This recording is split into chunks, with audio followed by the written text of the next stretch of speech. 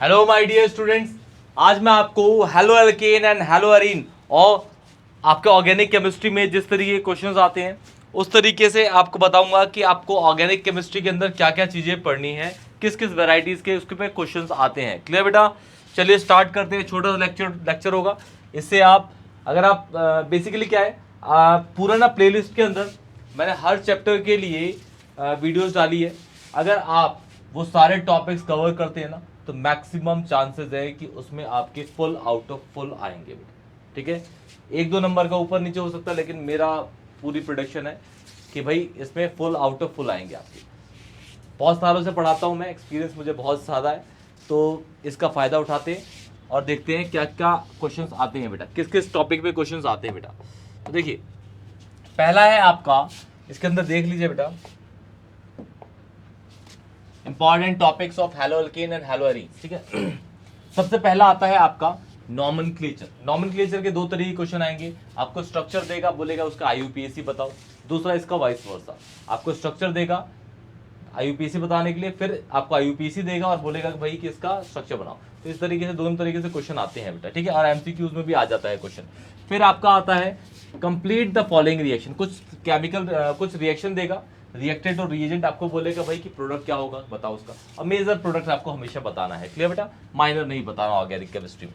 Third आपका आता है रीजनिंग क्वेश्चंस, जिसको हम कहते हैं अकाउंट फॉर द फॉलोइंग की। ठीक है, इस तरीके से मिलेंगे आपको। जैसे कहते है कि भाई हैलोअल्केन जो होते हैं वो ज्यादा रिएक्टिव होते हैं, हैलोअरीन्स कम रिएक्टिव होते हैं towards the nucleophilic substitution reaction.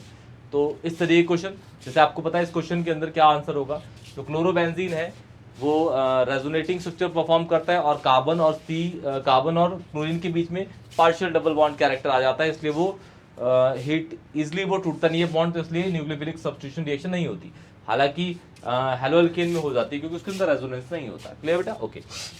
फिर आपका क्वेश्चन आता है कन्वर्जन का। ठीक है, कन्वर्जन का, एक चीज को दूसरे चीज में, एक केमिकल को या एक कंपाउंड को दूसरे कंपाउंड के अंदर कन्वर्ट करना।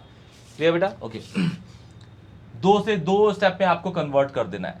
ठीक है, और जब आप वाटर डालेंगे तो वाटर कोई स्टेप काउंट नहीं होता, हाइड्रोलिसिस कोई स्टेप काउंट नहीं होता कन्वर्जन के अंदर। फिर आपका आता है रोड मैप। रोड मैप का मतलब कैसे कि भाई एक ना पूरी आपको लैंग्वेज दी जाएगी, उसमें बोला जाएगा भाई कि ये आपका कंपाउंड ये है, इसके अंदर हमने ये रीजन डाला तो ये बना हमारा, फिर इसके अंदर हमने ये डाला तो ये बना, इसके अंदर ये डाला तो ये बना। तो आपको सारे स्टेप के जो भी बनेंगे ABCDEF उन सब के आपको स्ट्रक्चर बताने हैं और पूरी रिएक्शन के साथ, उसे कहते हैं हम रोड मैप के क्वेश्चंस। क्लियर? ओके।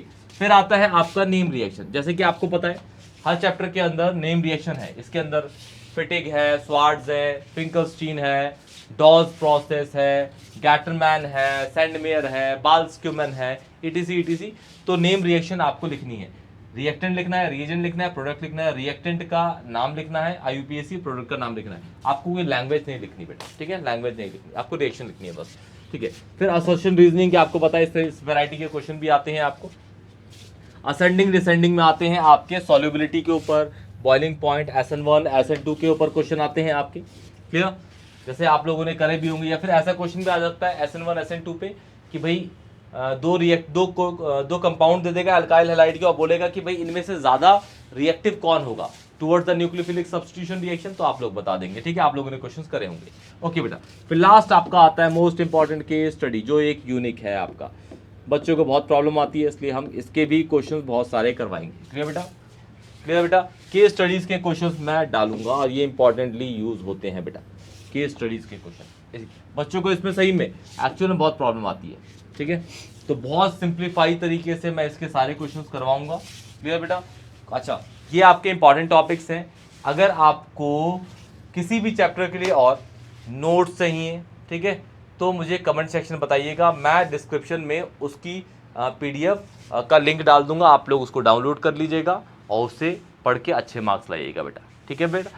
चलिए, तो ये आपका इंपॉर्टेंट क्वेश्चंस का लेक्चर यहीं खत्म होता है। कोई भी डाउट होगा तो कमेंट सेक्शन में बताइएगा, वीडियो को लाइक करिएगा, दोस्तों को शेयर करिएगा और चैनल को सब्सक्राइब करिएगा। तब तक के लिए टेक केयर बेटा।